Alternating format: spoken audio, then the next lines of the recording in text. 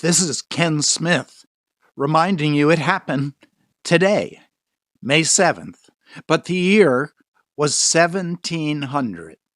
William Penn began one of the first meetings advocating the freeing of slaves. It was on this day, May 7th, 1789, that George Washington attended the first presidential inaugural ball. It was on this day, May 7th, 1915, that the Lusitania was sunk by German submarine, being one of the catalysts in the start of World War I. It was on this day, May 7th, 1945, the unconditional surrender of Germany to the Allies was signed. It was on this day, May 7th, 1947, that General MacArthur approves the Japanese Constitution. It was on this day, May 7th, 1975, when President Gerald Ford declares an end to the Vietnam era. It was on this day, May the 7th, 2012, that Vladimir Putin was sworn in for the third 6-year term as president of Russia. It was on this day, just a year ago, May 7th, 2019, that Denver is the first U.S. city to decriminalize the sale of magic mushrooms. But that's May the 7th in the past. This is May the 7th, 2020.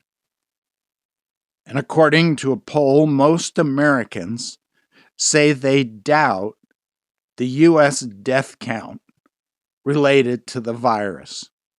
Whether they think it's actually higher or lower depends on whether they're Democrats or Republicans. People whose primary news source is Fox News are most likely to say that the U.S. deaths attributed to the virus are inflated, while those who listen to CNN think that the reports are not inflated, but are greater. Overall trust in the government declined from 53% to 40%.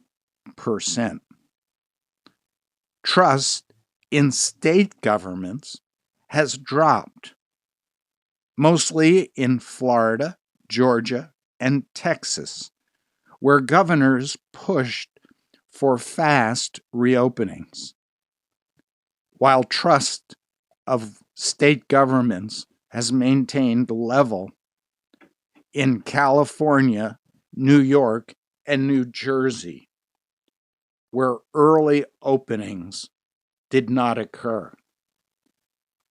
On the other hand, 47% of Americans say that they have canceled summer plans, such as camp or vacation rentals.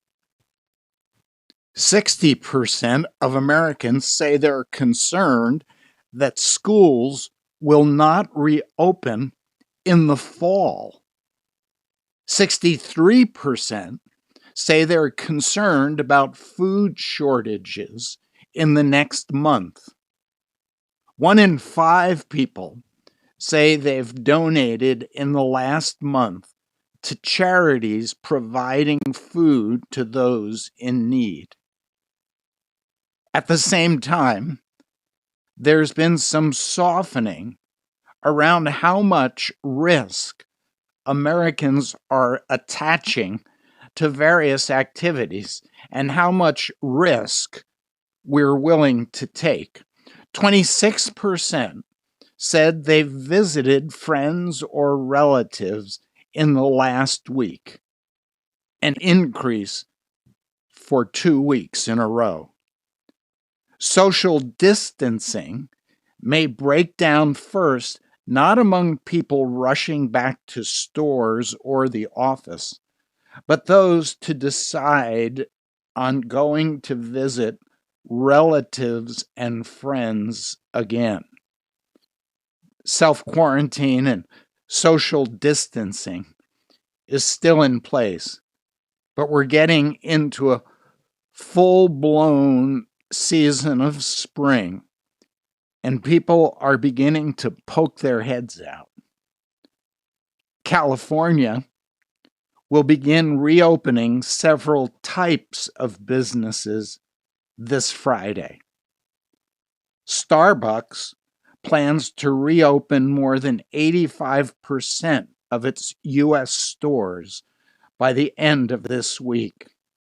In Italy, millions of workers have returned to work this week, starting with construction and manufacturing laborers. Retail businesses will reopen later this week. Spain has recorded 3 consecutive days where the virus death toll is under 200. United Airlines is planning to eliminate 3,400 management and administrative positions, and it's likely to cut its pilots' ranks as well. United shares are up more than 4%. In England, Kentucky Fried Chicken was one of the first fast food chains to reopen. Huge lines of traffic, stretching as far as 100 cars long, have built up outside Kentucky Fried Chicken drive-thrus in England. Well, in the midst of all of this news, it is good to be reminded that this is the day the Lord has made. We will rejoice and be glad in it. This is Ken Smith reminding you it happened today, May 7th, 2020.